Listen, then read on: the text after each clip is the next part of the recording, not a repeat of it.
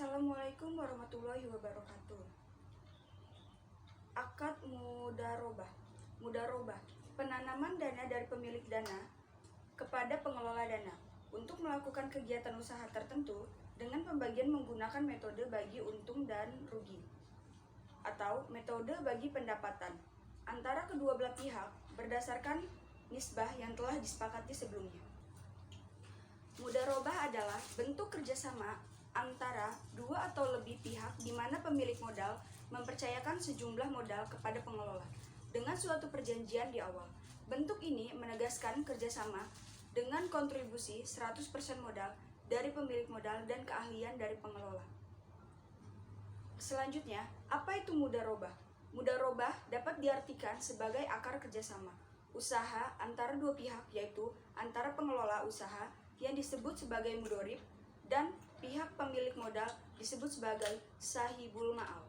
Melalui pembiayaan ini, pemberi modal memperoleh bagi hasil secara terus-menerus selama usaha masih berjalan.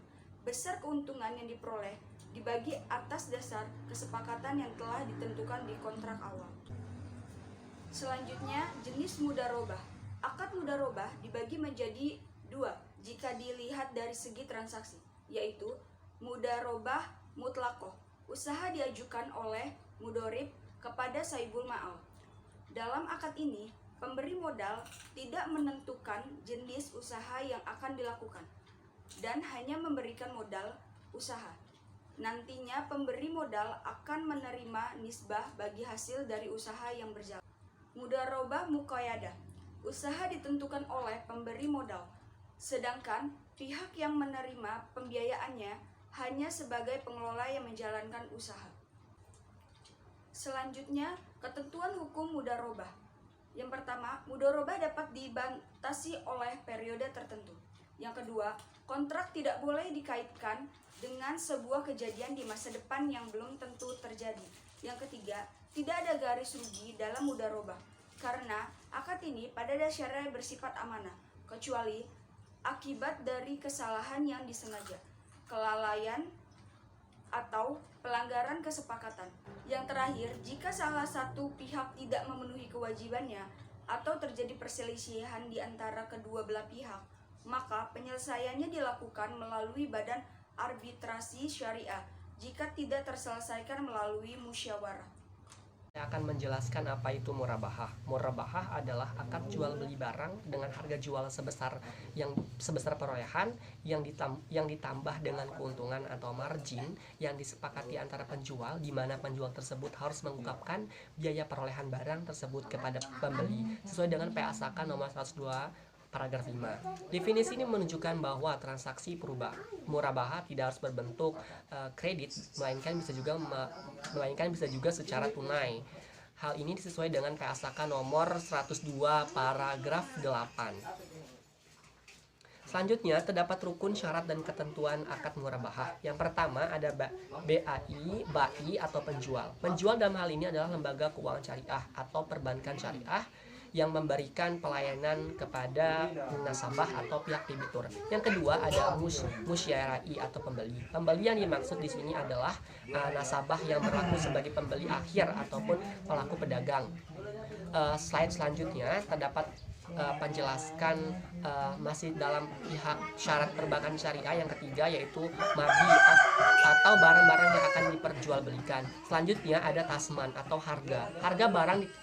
Harga barang atau keuntungan harus disebutkan secara jelas agar tidak terjadi kesalahpahaman antara pihak debitur dengan pihak kreditur. Selanjutnya ada signat atau ijab qabul, pernyataan serah terima kontrak antara pihak debitur dengan pihak kreditur atau pihak bank dengan pihak nasabah. Yang terakhir ada syarat-syarat akad murabahah. Syarat-syarat akad murabahah yang harus dipenuhi antara lain yang pertama ada penjual memberitahu biaya barang kepada nasabah. Yang kedua, kontrak pertama harus sah sesuai dengan rukun. Yang ketiga ada kontrak harus bebas dari riba. Dan yang keempat, penjual harus menjelaskan kepada pembeli bila menjadi cacat terbayar sesudah pembelian. Dan yang terakhir, penjual harus menyampaikan semua hal yang berkaitan dengan pembelian, misalnya jika pembelian dilakukan. Ketentuan akad murabahah. Yang pertama, pelaku. Pelaku harus cakap hukum dan balik, yaitu harus berakal dan dapat membedakan, sehingga jual beli dengan orang gila hukumnya tidak sah. Sedangkan jual beli dengan anak kecil hukumnya sah jika mendapatkan izin dari walinya. Yang kedua, objek jual beli harus memiliki. Barang yang diperjualbelikan adalah barang halal semua. Barang yang diharamkan oleh Allah Subhanahu wa taala tidak dapat dijadikan sebagai objek jual beli karena barang tersebut menyebabkan manusia bermaksiat atau melanggar larangan Allah. Barang yang diperjualbelikan harus mempunyai manfaat atau nilai dan bukan merupakan barang-barang yang dilarang diperjualbelikan. Misalnya, jual beli minuman keras, jual beli bangkai, narkoba, dan lain-lain. Barang tersebut sudah dimiliki oleh penjual. Jual beli atas barang yang belum dimiliki oleh penjual adalah tidak sah karena tidak mungkin penjual dapat menyerahkan barang kepada orang lain atas barang yang bukan miliknya. Selanjutnya adalah barang tersebut dapat diserahkan tanpa tergantung kondisi tertentu di masa mendatang. Barang yang tidak jelas waktu penyerahannya tidak sah hukumnya karena dapat menimbulkan ketidakpastian yang pada saat akan merugikan salah satu pihak. Selanjutnya, barang tersebut harus diketahui secara spesifik dan dapat diidentifikasi oleh pembeli sehingga tidak ada gahar. Barang tersebut dapat diketahui kuantitasnya dan kualitasnya dengan jelas. Harga barang tersebut jelas. Yang ketiga adalah ijab kabul, pernyataan dan ekspresi saling rela di antara pihak-pihak pelaku akad yang dilakukan secara verbal tertulis melalui korespondensi atau menggunakan cara-cara komunikasi modern. Apabila jual beli telah dilakukan dengan sesuai ketentuan syariah, maka kepemilikannya, pembayarannya, dan pemanfaatan atas barang yang diperjualbelikan menjadi halal. Mekanisme pembiayaan murabahah. Transaksi jual beli yang mengandung unsur barang, cara dan syarat penyerahan barang, dan pembayaran, cara dan syarat pembayaran. Alur umum transaksi murabahah. Yang pertama, antara pembeli dan penjual terjadi negosiasi tentang barang yang akan dibeli. Yang kedua, barang yang akan diperjualbelikan menjadi milik penjual dan sudah dalam penguasaan penjual.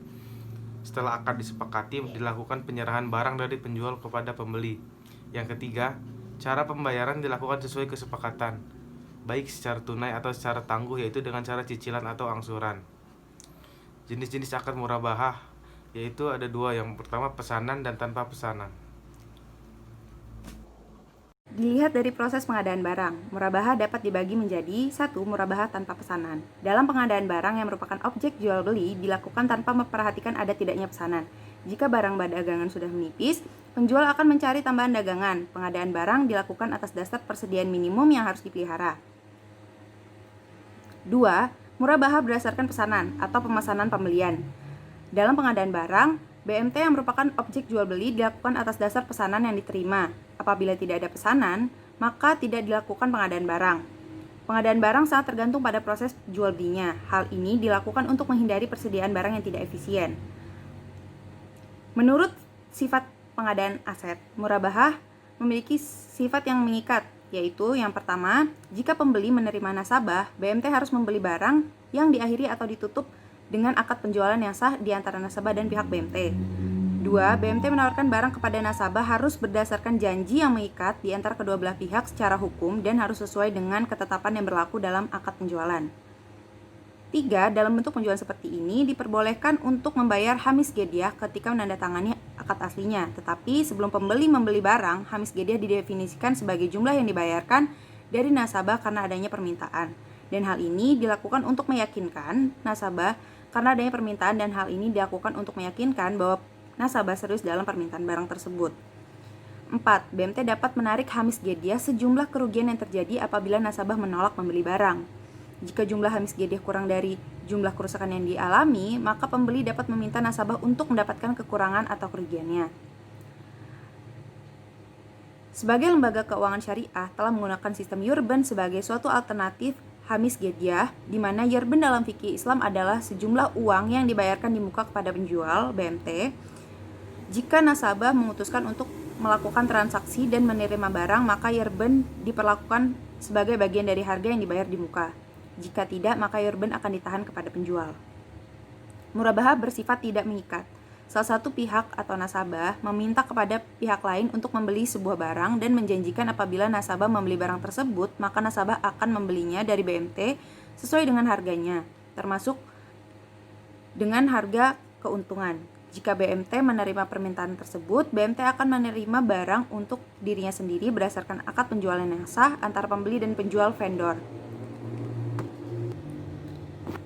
1. BMT harus menawarkan lagi kepada nasabah menurut syarat-syarat perjanjian pertama setelah barang secara sah dimiliki BMT. Hal ini dianggap sebagai suatu penawaran dari BMT. 2. Ketika barang ditawarkan kepada nasabah, nasabah harus mempunyai pilihan untuk mengakhiri suatu akad penjualan atau menolak membelinya. Dengan kata lain, memesan tidak wajib memenuhi janjinya. Jika dia dianggap melakukan suatu akad, maka akan dianggap sebagai suatu penerimaan tawaran tersebut. Kemudian, suatu akad penjualan yang sah harus dibuat antara nasabah dan BMT.